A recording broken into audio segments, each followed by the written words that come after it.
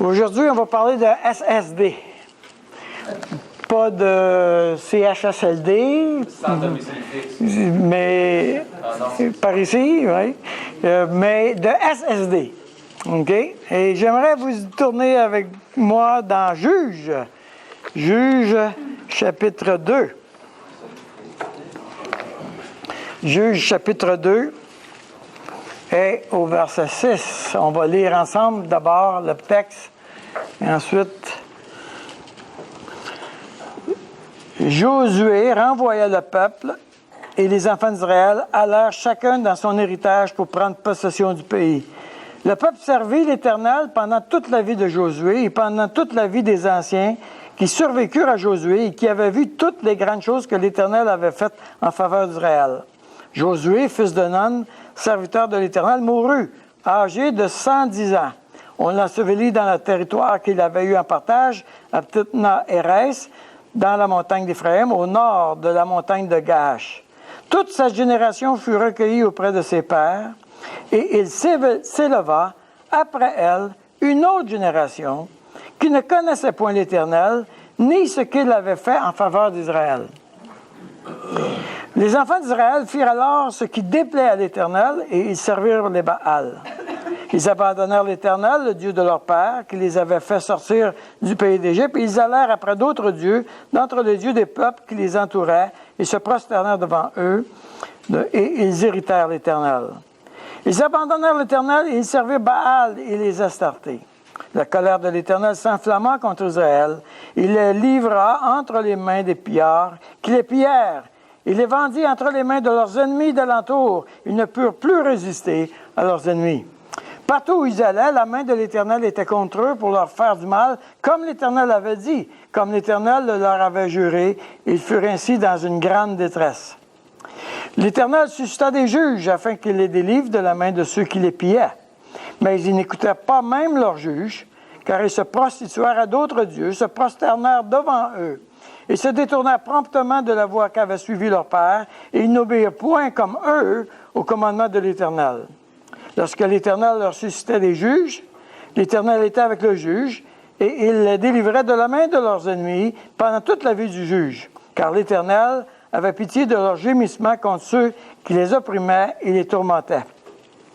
Mais, à la mort du juge, ils se corrompaient de nouveau plus que leur père, en allant après d'autres dieux pour les servir, et se prosterner devant eux. Et ils persévéraient dans la même conduite et le même endurcissement. Alors, la colère de l'Éternel s'enflamma contre Israël, et il dit, puisque cette nation a transgressé mon alliance que j'avais prescrite à ses pères, et puisqu'ils n'ont point obéi à ma voix, je ne chasserai plus devant eux aucune des nations que Josué laissa quand il mourut. C'est ainsi que je mettrai par elle Israël à l'épreuve, pour savoir s'ils prendront garde ou non de suivre la voie de l'Éternel comme leurs pères y ont pris part. Garde. Et l'Éternel laissa en repos ces nations qu'il n'avait pas livrées entre les mains de Josué, et il ne se hâta point de les chasser. Voici les nations que l'Éternel laissa pour éprouver par elle Israël. Tous ceux qui n'avaient pas connu toutes les guerres de Canaan. Il voulait seulement que la génération des enfants d'Israël connaissent et apprennent la guerre, ceux qui ne l'avaient pas connue auparavant. Ces nations étaient les 5 princes des Philistins, tous les Cananéens, les Sidoniens, les Éviens qui habitaient la montagne du Liban, depuis la montagne de Baal-Hermon jusqu'à l'entrée de Hamath. Ces nations servirent à mettre Israël à l'épreuve afin que l'Éternel sache qu'ils obéiraient au commandement qu'il avait prescrit à leur père. Et les enfants d'Israël habitèrent au milieu des Cananéens, des Hétiens, des Amoriens, des Phérésiens, des Hétiens et des Jébusiens. Ils prirent leurs filles pour femmes, et ils donnèrent leurs fils à leurs propres filles, et ils servirent leur Dieu. Les enfants d'Israël firent ce qui déplaît à l'Éternel. Ils oublièrent l'Éternel, et ils servirent les Baals et les idoles. Voilà. Le premier effet, ou le premier, je dirais, réflexe, quelquefois, quand on lit particulièrement les juges, le premier réflexe est le fait que il semble que les nations sont tellement idolâtres, c'est tellement grave, c'est tellement sérieux, que nous ne devrions pas être avec les nations. Ça a introduit une pensée qu'on retrouve aujourd'hui encore, et dans notre milieu évangélique et dans le milieu avec les Juifs. On va commencer avec les Juifs, c'est plus évident. Ce que Dieu est en train de dire, c'est ne soyez pas contaminés par les idoles des peuples. Vous devez chasser les nations, vous devez vous séparer d'eux, etc. Et si vous examinez le monde, surtout les Juifs ultra-orthodoxes, tu ne veux pas avoir de contact. Leur culture, leur société, elle est étanche. Ils ne veulent pas te parler, ils ne veulent pas entrer en relation avec toi, etc. Et l'intention en arrière, c'est « je ne veux pas être contaminé par ton impureté ». OK? Et dans le monde évangélique, on a aussi eu cette pensée que le monde est contre Dieu et nous devons nous séparer du monde et nous devons faire attention de ce qui va arriver, etc. Mais ça fait une problématique parce que Jésus nous a envoyés dans le monde. Donc, comment on fait ça et comment on fait la différence? C'est pour ça que j'ai pensé de vous parler du SSD, c'est-à-dire le système immunitaire de Dieu, le système de santé de Dieu. OK? Alors, pour comprendre la chose, je trouve que c'est le meilleur système pour comprendre comment on doit se comporter. Vous savez, la maladie est contagieuse, mais pas la santé. Alors, je peux pas rentrer aux côtés de 5 malades et dire, je vais te contaminer avec ma santé. Mais il y a drôlement un danger qu'eux me contaminent avec leur maladie. N'est-ce pas? Ça veut dire aussi que ceux qui sont malades doivent être soignés. Alors, tu es content d'avoir une infirmière ou un infirmier. Tu es content qu'il soit en train de prendre soin de toi pendant que tu es malade. Mais l'infirmière ou l'infirmier, le médecin, ils doivent rester en santé, eux autres, s'ils veulent te soigner. N'est-ce pas? Donc, dans le système de santé, on se pose la question, ceux qui sont en train d'aider, comment ils vont rester en santé, comment on va les protéger de la maladie, mais en même temps, comment on va aider ceux qui sont malades. Okay? Donc, parce qu'on peut tous avoir un problème de maladie au moment ou à un autre. Donc, ce que Dieu est en train de faire ici, c'est qu'il faut comprendre que ça dit qu'Israël était vers des idoles, etc. Ils ont été vers les nations avec les idoles, ils se sont prostitués, etc. Ce que Dieu est en train de dire, c'est ceci. Vous êtes en train d'être contaminés, alors que vous devriez avoir aidé ces nations à trouver le vrai Dieu. Alors, plutôt que d'aider ces nations à trouver le vrai Dieu, vous êtes en train d'adopter leur divinité. Alors, vous êtes en train d'être contaminés. Donc, ce que Dieu est en train de faire, il n'est pas en train de mettre de côté le monde entier, mais il est en train de renforcer notre système immunitaire. Parce que, occasionnellement, régulièrement, on tombe malade. Le croyant est touché par le péché du monde et il est touché et il tombe malade spirituellement. Alors Dieu veut renforcer notre système immunitaire. OK? Donc, ce que nous allons faire ce matin, c'est qu'on va examiner, premièrement, quel est l'enjeu. L'enjeu réellement est la fidélité de Dieu, la fidélité du peuple de Dieu à son Dieu. Ça, c'est ça qui est l'enjeu. Si le peuple de Dieu ne demeure pas fidèle à Dieu, comment est-ce qu'ils vont être capables d'aider les peuples autour d'eux à se tourner vers Dieu? Donc, l'enjeu est énorme. Il faut absolument que le peuple de Dieu demeure fidèle pour aider ceux qui sont autour. Mais évidemment, il y a une tension parce que quelquefois, le peuple de Dieu manque son coup. Toi puis moi, on ne change pas si on ne souffre pas. Alors, quelquefois, Dieu est obligé de poser un acte de discipline pour me ramener à l'ordre, mais en même temps, il ne m'abandonne pas à Dieu continuellement. Il est en train d'intervenir pour me récupérer. Donc, il ne m'abandonne jamais, même dans un temps de discipline. Mais son idée, c'est que on dit un wake-up call. Hein? Des fois, il fait une action pour te réveiller. Écoute, tu n'es pas correct, là. Mais au bout de la ligne, ce que Dieu veut faire, c'est qu'il veut que j'apprenne à connaître qui il est, j'apprenne à lui faire confiance, que j'apprenne à expérimenter qu'est-ce que c'est que de suivre Dieu par la foi. Donc, c'est un peu ça qu'on va regarder ce matin, si vous le permettez. Alors, d'abord, la fidélité de Dieu. Ça dit au verset 7, « Le peuple servit l'Éternel pendant toute la vie de Josué et pendant toute la vie des anciens qui survécurent à Josué et qui avaient vu toutes les grandes choses que l'Éternel avait faites en faveur d'Israël. » On parle de la première génération. Et si on le transpose à nous, alors moi, je fais partie de la première génération, c'est-à-dire de ceux qui ont accepté le Seigneur, qui ont expérimenté le salut de Dieu, qui ont vu des grandes choses, vraiment des grandes choses. Moi, après ça, j'ai eu des enfants qui ont grandi dans la foi. Donc, on tombe dans la deuxième génération. Mais la première génération a sorti l'esclavage. La première génération a traversé le désert. La première génération a vu Jéricho tomber. La première génération a expérimenté l'action de Dieu dans leur vie personnelle. Ils ont connu Dieu, dans ce sens-là. Quand on parle de la deuxième génération, etc., si on posait la question, tout le monde en Israël, de la deuxième, troisième, quatrième génération, tout le monde croit en Dieu. Si on leur pose la question, est-ce que tu crois en l'Éternel? Ils vont dire oui. Mais le problème, c'est qu'ils n'ont pas nécessairement expérimenté. Alors, la deuxième génération ignore, par expérience, pas par connaissance, mais ignore par expérience comment fonctionne l'obéissance par la foi. Et quand je dis ignore, ça ne veut pas dire que tout au long, ils n'ont pas appris des choses de Dieu. Ça ne veut pas dire tout au long qu'ils n'ont pas mis leur confiance en Dieu. Mais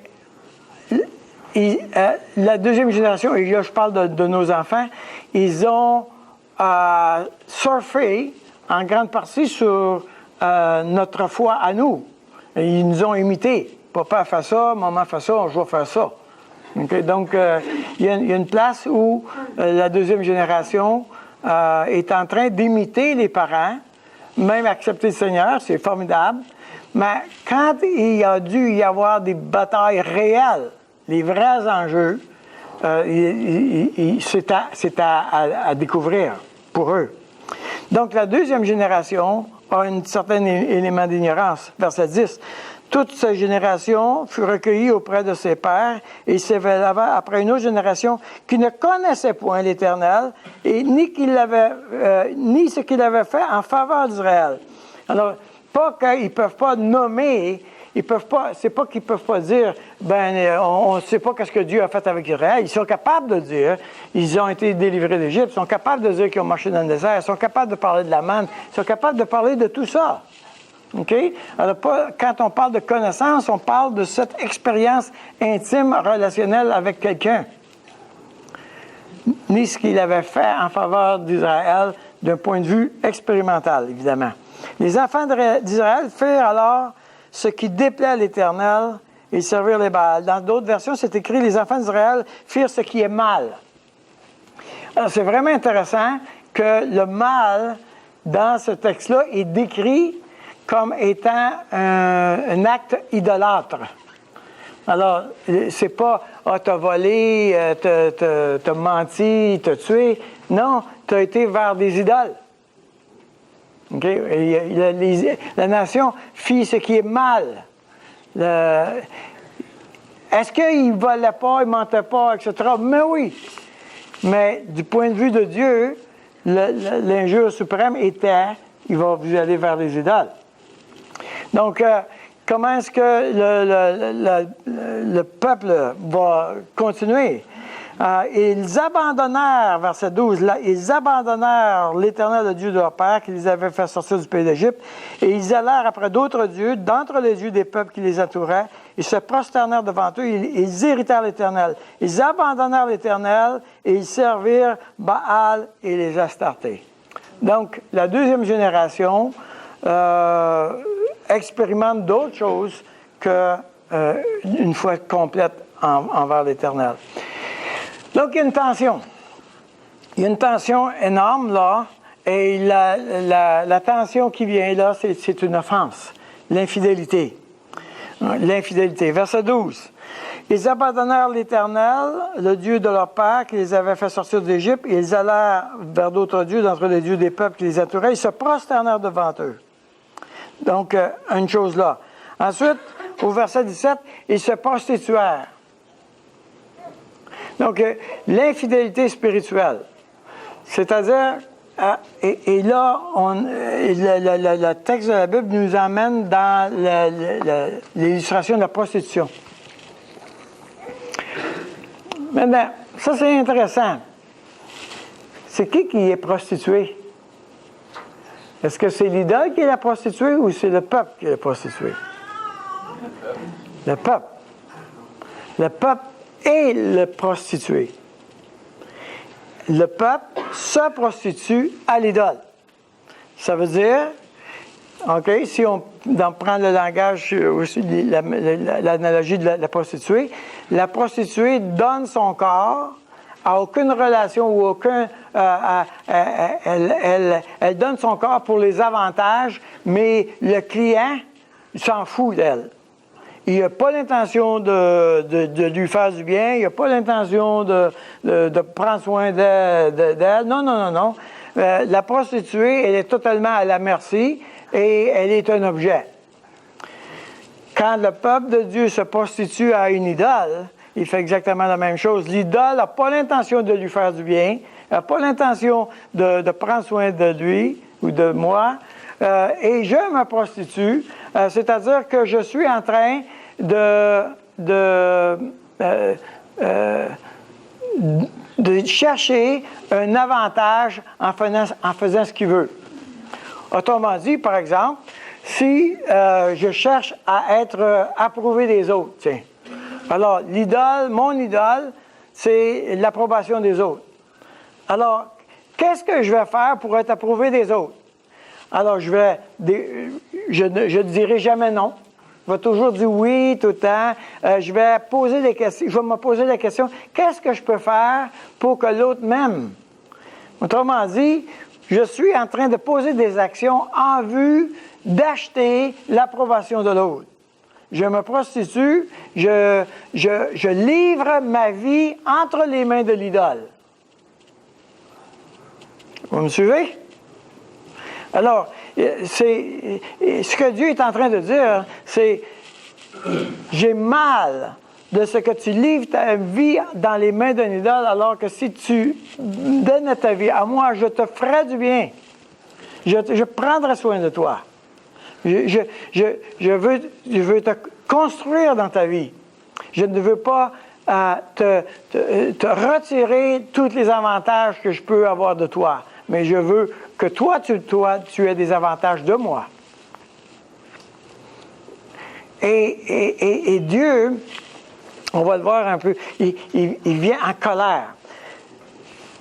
Ça a été une chose que j'ai eu de la misère à comprendre comme croyant. Quelquefois, un frère ou une sœur péchait et je me mettais vraiment en colère après. Et je travaillais fort à comment je vais faire pour pardonner cette personne-là, comment je vais faire pour pardonner cette personne-là. Mais à un moment donné, j'ai compris que ma colère était une colère d'amour. C'est-à-dire, j'ai tellement mal de ce que tu scrapes ton affaire. J'ai tellement mal que dans ton péché, tu es en train de faire du dégât énormément. Et j'aimerais tellement que tu choisisses la bonne chose pour que tu sois bien. Hein?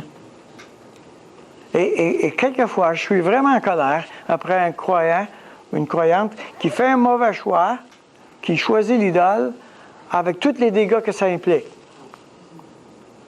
Et ça me fait mal parce que c'est pas dans la bonne direction.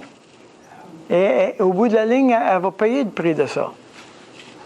OK? Alors, Dieu doit faire une pause. Il pose un acte de discipline partout, verset 15, où ils allaient, la main de l'Éternel était contre eux pour leur faire du mal, comme l'Éternel l'avait dit, comme l'Éternel leur avait juré. Ils furent ainsi dans une grande détresse.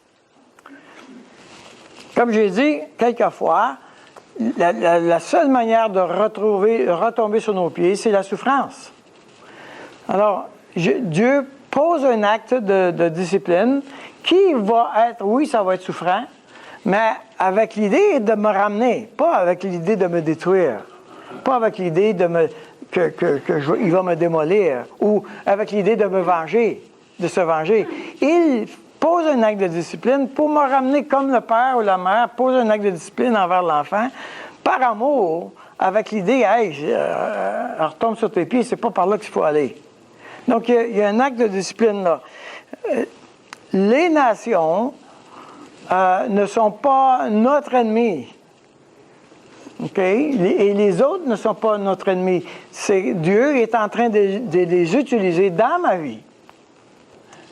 Dans ma vie. C'est une bénédiction. Et, inversement, il y a miséricorde. Il va dire, l'Éternel suscita des juges afin qu'il les délivre de la main de ceux qui les pillaient.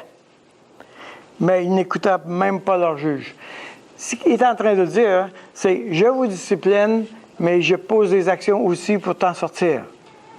Je vous discipline, je vous donne des coups durs, mais en même temps, je vais te donner des outils pour que tu expérimentes mon amour et mon affection. » Donc, il y a toujours une tension là, entre discipline et miséricorde. Dieu est continuellement en train de s'investir dans ma vie à moi. C'est pas moi qui m'investis dans sa vie, c'est lui qui s'investit. C'est Dieu qui a envoyé son Fils. C'est Dieu qui est venu vers nous. C'est Dieu qui a fait les choses pour nous. Nous, on ne fait rien, nous. OK? Et Dieu est continuellement en train d'investir pour que nous puissions avoir confiance en lui. Donc, miséricorde. Il fait miséricorde. Il suscite des juges et qui les délivre. Donc, oui, il y a une nation qui lui donne des difficultés, mais il envoie un juge, OK, on va donner un peu de repos, etc. Mais toujours cet appel, toujours cette invitation, revenez à moi, humiliez-vous, je guérirai votre pays. OK? J'effacerai. Alors, c'est quoi l'intention? L'intention, c'est je ne chasserai pas plus devant eux des nations, aucune des nations que Josué, verset 1, verset 21, que Josué laissa quand il mourut. C'est ainsi que je mettrai par elle Israël à l'épreuve pour savoir s'ils prendront garde ou non de suivre la voie de l'Éternel comme leur père y a pris garde. Maintenant, on s'entend, Dieu n'a pas besoin de savoir ça. Qui a besoin de le savoir? C'est le peuple de Dieu. Il a besoin de savoir où est sa foi. Je connais ton cœur par les fruits de ton cœur. Et quand je te mets dans une situation difficile, je peux voir la difficulté. Et je peux voir comment tu vas adresser la difficulté avec Dieu. Donc, ce que Dieu est en train de dire, c'est dans les vrais enjeux, dans les vrais moments de discipline ou d'intensité, dans ces moments-là en particulier, moi, Dieu, je vais t'apprendre qui tu es. Quand Dieu a demandé à Abraham de donner son fils, c'était pas pour donner l'information, c'était pas pour connaître l'information, il va-tu me donner son fils? Il connaît l'information. Mais Abraham a besoin de faire le cheminement. Est-ce que j'ai suffisamment confiance en Dieu que Dieu, si je donne mon fils, il va le ressusciter? Et la Bible dit dans Hébreux chapitre 11 que oui, Abraham, dans son esprit, il a dit, je vais donner mon fils, mais j'ai confiance qu'il va le ressusciter. Donc, il a fait la démarche. Mais Abraham a appris quelque chose de lui dans l'épreuve. Dans les moments de discipline, quand j'arrive dans un temps difficile, j'apprends des choses de moi. Donc, il va y avoir une mise à l'épreuve. On va mettre une épreuve pour savoir ces choses-là. Et l'intention, au bout de la ligne, c'est de fournir les outils à la deuxième génération. Verset 2, « Il voulait seulement que les générations des enfants d'Israël connussent et apprennent la guerre, ceux qui ne l'avaient pas connue auparavant. » Verset 4, « Ces nations servirent à mettre Israël à l'épreuve, afin que l'Éternel sût qu'il obéirait au commandement qu'il avait prescrit à leur père par Moïse. » Il est en train de dire, je dois m'engager dans la deuxième génération comme je me suis engagé dans la première génération. Je dois aider la deuxième génération à comprendre qui est Dieu. Maintenant, on a une vie d'église. Et nous sommes parents, nous avons des enfants. Alors, ce qui se passe, c'est que tes enfants, ça peut être des enfants dans la chair, puis ça peut être des enfants spirituels, les deux. Dans les deux cas, quand le croyant est enfant, il y a des choses que tu ne veux pas l'exposer. OK? Si tu demandes à Mélissa de prendre Laura, là, le dimanche matin, elle va refuser parce que il y a une question de contamination. Hein? Je ne veux pas que ma petite fille attrape toutes les bébites des autres. Elle a raison. OK? Mais on peut prendre Mélissa dans nos bras.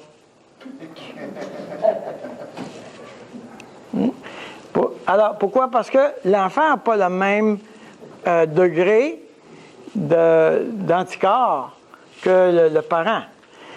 Le nouveau croyant n'a pas le même degré. Le nouveau croyant doit être protégé. On doit s'assurer qu'on protège l'enfant pour qu'il n'y ait pas trop de contamination. Alors, comment est-ce qu'on va faire pour aider tous ceux qui sont enfants spirituels à grandir dans la foi, en santé, en attendant que leur système immunitaire soit suffisamment solide? En même temps, ce n'est pas en les isolant totalement. Toutes les infirmières vous diront, quand on travaille dans le système de santé, notre système immunitaire est plus fort que les autres. Pourquoi? Parce que si on est exposé aux maladies, le système immunitaire travaille, il s'installe. Donc, en même temps, ce n'est pas la question de protéger tellement l'enfant qu'il ne développera aucun anticorps. Ça va être dangereux. Mais il doit avoir au moins une interaction balancée pour qu'il n'y ait pas cette contamination-là. Vous me suivez? J'espère que je ne parle pas en parabole, là. Non? C'est bon? OK, c'est bon. Alors, donc, et c'est pas évident toujours de fonctionner sur la balance, n'est-ce pas? C'est pas toujours évident de rouler sur l'équilibre. Mais quand il dit je veux que les générations des enfants connaissent et apprennent la guerre, connaître et apprendre la guerre. Quand on parle de comprendre la guerre ici, c'est comment on comprend le combat de la foi. Est-ce qu'Israël faisait la guerre de la même manière que les autres peuples? La réponse est non. Israël entrait en guerre sur la base de la confiance en Dieu qui va les délivrer. OK? Donc, ils ne sont pas en train de se poser la question, on a combien d'épées, on a-tu assez de la poudre? Là, il n'y avait pas de poudre dans ce temps-là, je pense. Est-ce qu'on a... Alors, on n'est pas en train de calculer le nombre de chevaux, on est en train de se poser la question, est-ce qu'on a assez confiance en l'Éternel? C'est ça qu'on se pose comme question. Quand nous sommes en train d'apprendre à nos enfants à faire la guerre, il faut leur apprendre ça. Comment est-ce que tu vas faire confiance à Dieu dans cette situation? OK? Toi puis moi, on manque notre coup tout le temps. OK? Est-ce que moi, j'ai confiance à Dieu dans tous les domaines de ma vie? Jamais de la vie. Il y a des places où, quand Dieu me met à l'épreuve, je découvre que non, je ne mets pas ma foi en lui. Il y a un domaine dans ma vie où, l'épreuve m'indique, allume la lumière sur mon tableau de bord pour dire, Daniel, là, tu ne mets pas ta confiance en Dieu. N'est-ce pas? Alors, en fait, nous sommes continuellement à l'école de Dieu, on s'entend? On est toujours en train d'aller dans cette direction et nous sommes toujours en train d'expérimenter négativement ou positivement. Quand j'ai choisi autre chose que Dieu, j'apprends quelque chose de négatif. Ça ne veut pas dire que c'est final, ça ne veut pas dire que c'est fatal. Ça veut juste dire que là, je suis encore à l'école de Dieu. Quand Dieu m'a... Le peuple d'Israël reste toujours le peuple d'Israël. On s'entend? C'est toujours le peuple de Dieu. Quoi que ce soit qu'il ait fait, il va toujours rester le peuple de Dieu. Quand moi, je manque mon coup, ça reste toujours le peuple de Dieu, même si je n'ai pas fait ce que Dieu m'avait demandé. OK? Mais nous sommes ensemble, devons ensemble nous encourager à apprendre à faire la guerre. La guerre comme Dieu veut qu'on la fasse. Face aux épreuves de la vie, comment je vais faire la guerre à cette épreuve? Comment je vais surmonter cet obstacle-là? Comment je vais faire ça à la manière de Dieu? C'est de ça qu'on est en train de parler. N'est-ce pas?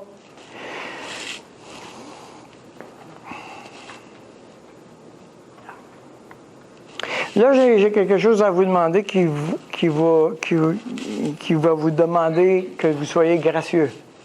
Beaucoup de grâce. J'ai demandé à ma fille de donner un témoignage.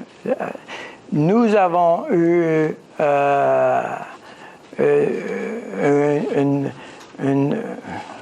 une tension, on va dire ça de même, dans la famille quand Julie a décidé de marier un inconverti.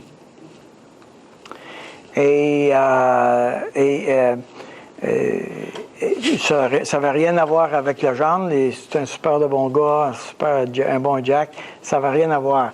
De la même manière que ici, ça n'a rien à voir avec les nations. Ça a à voir avec le peuple de Dieu. Nous avions une difficulté. Julie étudie. Je suis fille de Dieu roi. Je suis la fille de Dieu. Et tu considères entrer en communion avec un inconverti. Ça ne va pas. Alors, j'ai demandé à Julie si elle voulait nous en parler. C'est pas évident. Merci, Julie. Alors, bonjour. Alors, le texte dit « Pour que les enfants connaissent la guerre ». Mais tu fais quoi quand tu es dans la guerre?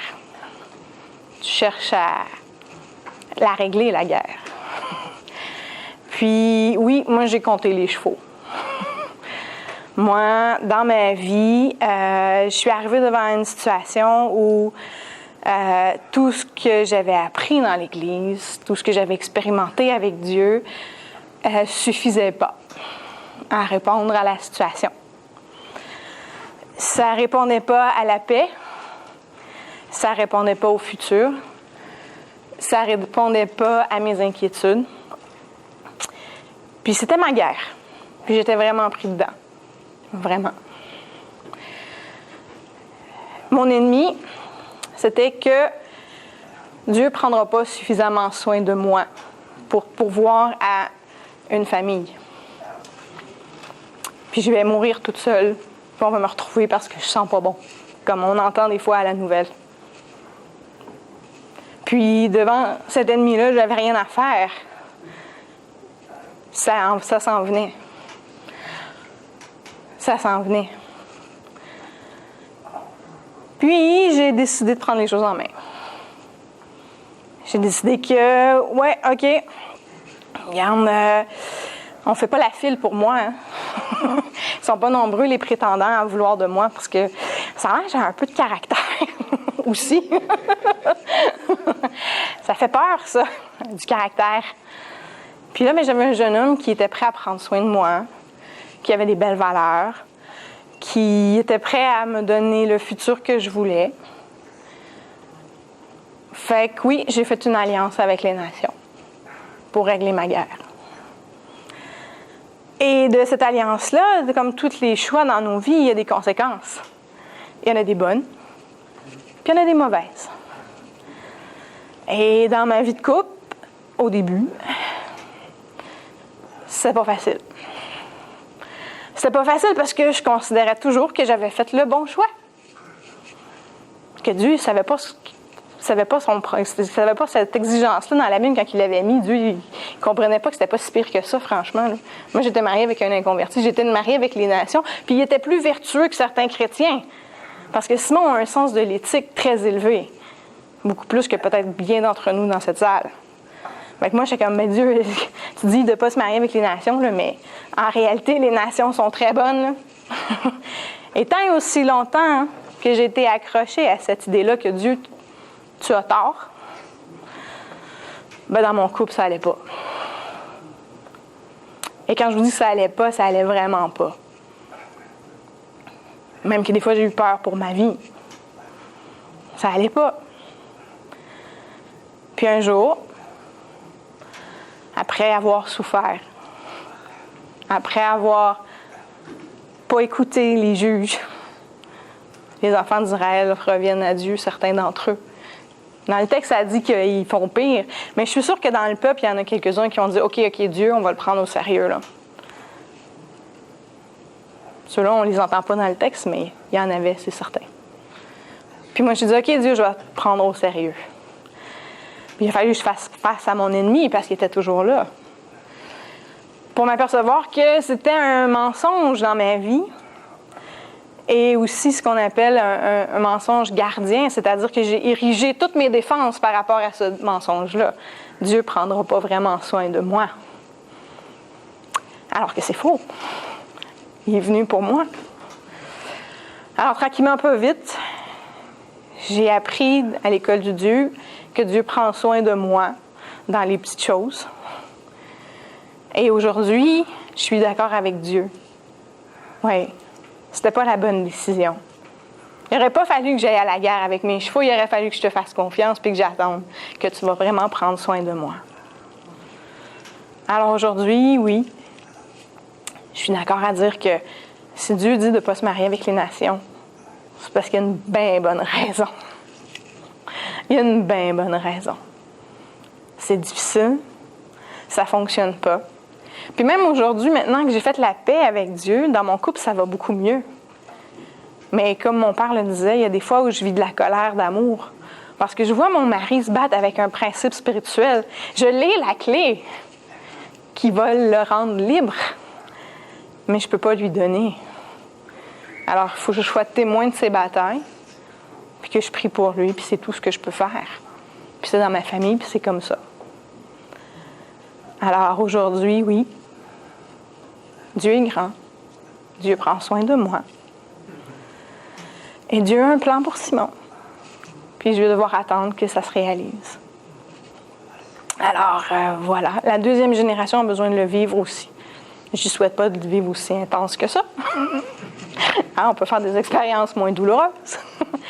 Mais oui, l'Église était là en arrière de moi. Puis oui, les chrétiens me disaient « Inquiète-toi pas, Dieu va pourvoir. » Mais des fois, c'est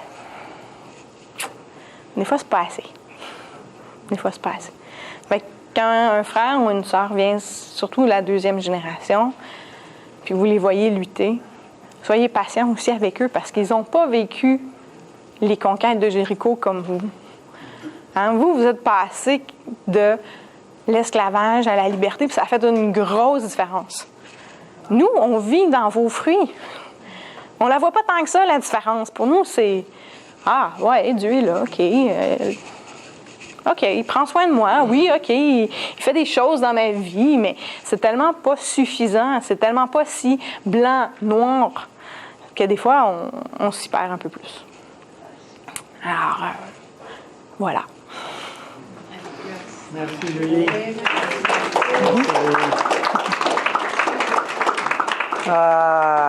Et les cœurs des parents, ils saignent aussi beaucoup. Et particulièrement du fait qu'on aime aussi tellement Simon, vraiment. Et comme je l'ai dit, on aimerait tellement voir, goûter aux fruits de l'Évangile. Et Dieu nous envoie, il ne nous éloigne pas des nations, il nous envoie dans les nations. Il nous envoie dans les nations, mais avec la foi que Dieu va prendre soin. Mais je dois l'expérimenter pour que je te regarde dans les yeux et dise, inquiète-toi pas, Dieu prend soin, je le sais. N'est-ce pas? Et on va prier pour Simon maintenant. Seigneur, on te remercie de ce que tu as fait, tout ce chemin-là dans la vie de Julie et comment, Seigneur, à travers la souffrance et les difficultés, tu t'es fait connaître à elle, puis que tu lui as permis d'expérimenter ta grâce et ta bonté. Ô Éternel, nous te prions pour Simon, qu'il soit entouré et aimé par nous et par toi, et qu'il puisse goûter à ta grâce et la pleine liberté que tu veux offrir. Seigneur, nous connaissons que toutes les nations autour de nous veulent les mêmes choses que nous. Ils veulent la paix, ils veulent le bonheur, ils veulent expérimenter des relations saines. Toutes les nations autour de nous veulent la même chose. Nous connaissons la clé. Merci Seigneur pour ça et merci de nous envoyer vers eux. Amen. Amen. Merci beaucoup, ma belle-fille. Merci Julie. Vraiment, quand je l'ai appelée, quand j'ai regardé le texte cette semaine, puis je dis, oh misère, vraiment, c'est notre histoire. C'est notre histoire de famille. Et je vois comme parent, il y a des batailles qu'on ne peut pas faire pour nos enfants. Mais il y a des choses qu'on peut faire. Je dois être conséquent dans ma vie spirituelle. Si mes enfants m'entendent dire qu'ils croient en Dieu, mais en même temps, je suis en train de mentir. Si mes enfants me voient incohérent et inconséquent, ils vont dire, ben, ta foi, c'est de la frime, là. Ils ont besoin de voir quelque chose de cohérent. Hier, j'étais avec un couple d'inconvertis. Là, mais ça fait 2 mois qu'il est en dépression profonde. Il a été hospitalisé pendant 1 mois. J'étais avec eux. Je leur ai dit, parce que lui, il s'inquiétait beaucoup pour ses enfants. Il se demandait, qu'est-ce qui va arriver avec mes enfants? Je suis en dépression profonde. Ça va pas, mon affaire. Et il s'occupait des... Je dis, le plus beau cadeau que tu peux donner à tes enfants, c'est Dieu. Ils vont être tout seuls, mais ils vont être avec Dieu. Donc, quoi que ce soit qui arrive avec toi, si tu leur as donné le cadeau de Dieu, ils vont apprendre la guerre, ils vont apprendre à lui faire confiance. Alors, oui, c'est pas fini. J'ai une petite Sarah, hein? Et elle aussi, il va falloir qu'elle apprenne la guerre. Et moi aussi, je vais avoir mal de la voir souffrir. Et je vais avoir mal des mauvais choix qu'elle va faire. Ça, c'est sûr. On expérimente, n'est-ce pas? On expérimente. Oui, il va y avoir. En espérant que les mauvais choix ne seront pas si négatifs qu'il va faire que on peut continuer. OK? Inversement, ça ne veut pas dire que quand un couple et c'est 2 chrétiens qui se marient, ça ne veut pas dire que le mariage va fonctionner. On s'entend, là.